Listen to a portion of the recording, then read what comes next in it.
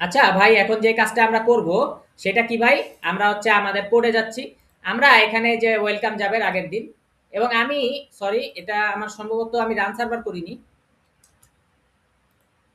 Run server করলাম এবং আমি এবার রিফ্রেশ করলাম ওয়েলকাম যাবের। আমি লগ আউট করি, নো ওয়ান লগ ইন।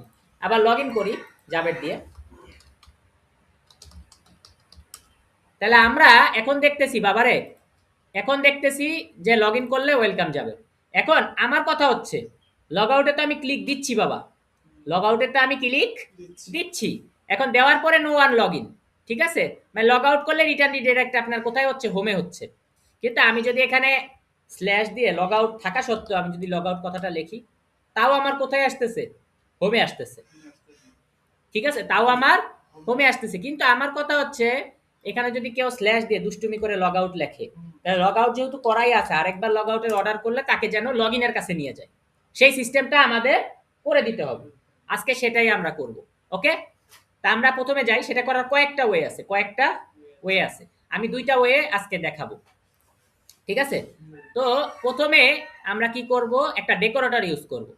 প্রথমে আমরা কি করব, তাহলে from Django dot কন্ট্রিব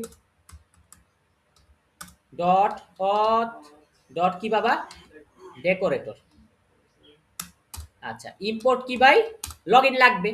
log out করতে গেলে বাবারে কি লাগবে? লগ ইন লাগবে, log in required, log in লাগবে।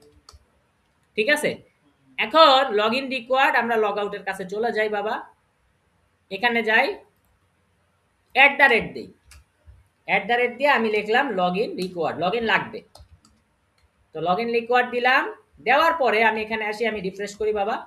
রিফ্রেশ করার পরে এবার যদি আমি কি করি, যেহেতু লগ আউট কথাটা নাই, আমি একটু পুংটামি করে কি করি রে, পুংটামি করে আমি লগ আউট কথাটা লিখলাম। লেখার পরে ও বলতেছে কি বাবা, তুমি শুধু লগ ইন লিখলে আসলে হবে না, তুমি ইউআরএল এ লেখো অ্যাকাউন্টস লগ ইন। কি log in? Accounts log in. তা আমি এই অ্যাকাউন্টস লগ ইন কথাটা বাবারে লিখে দিব।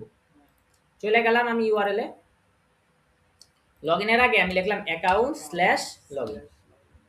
ঠিক আছে, আমি লিখে দিলাম এবং এখানে আসলাম বাবা। এখন আমি একটু পিছে যাই, ঠিক আছে, পিছে যাই, রিফ্রেশ করি। এবার এই যে আমি সেই পুংটামিটা করি, লগ আউট দিলাম এবং এই দেখেন আমার লগ ইন পেজে চলে আসছে। এবং লগ ইন পেজের ইউআরএল এ কি লেখা বাবা? Account log in. ঠিক আছে, এবার নর্মাল লগ ইনে, নর্মাল লগ ইনে ক্লিক দেই। এই যে নর্মাল লগ ইনে ক্লিক দেই, সেই লগ ইনটাও কি? Accounts log in. তাহলে আমি তো রুট বানাই দিছি অ্যাকাউন্টস লগ ইন, তাই না ভাই? এখন যদি আমি যাবে, দেখেন দিলাম, নট নাও। তো এখন যে ঘটনা হলো ওয়েলকাম যাবে। এখন আমি যদি এখানে স্ল্যাশ দিয়ে লগ ইন লিখি, কাজ হবে? লগ ইনে আমাকে নেবে? নেবে না। বলতেছে ভাই লগ ইন নামে তো কিছু নাই, আছে কি? Accounts log in.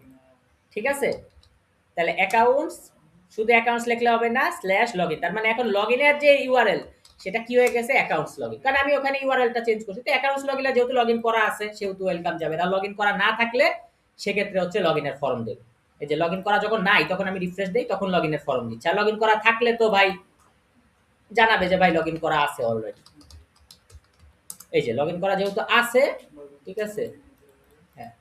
তো তো আমি এখন এখন যদি আমি লিখি স্ল্যাশ দিয়ে অ্যাকাউন্ট স্ল্যাশ লগ ইন, বাবারে এখন হচ্ছে লগ ইন পেজ না এসে জাস্ট জানাচ্ছে যে কে লগ ইন করে আছে। কারণ লগ ইন যেহেতু করেই আছে সেহেতু তার লগ ইন ফর্ম আসবে না। তো আমরা অ্যাকাউন্ট স্ল্যাশ লগ ইন নিয়ে আমরা শিখলাম। পরের ভিডিওতে আমরা আরো একটা ওয়ে দেখব কিভাবে অ্যাকাউন্ট স্ল্যাশ লগ ইন না লিখে শুধু লগ ইন লিখেও কাজটা করা যায়। ওকে ভাই, পরের ভিডিওতে দেখা হচ্ছে।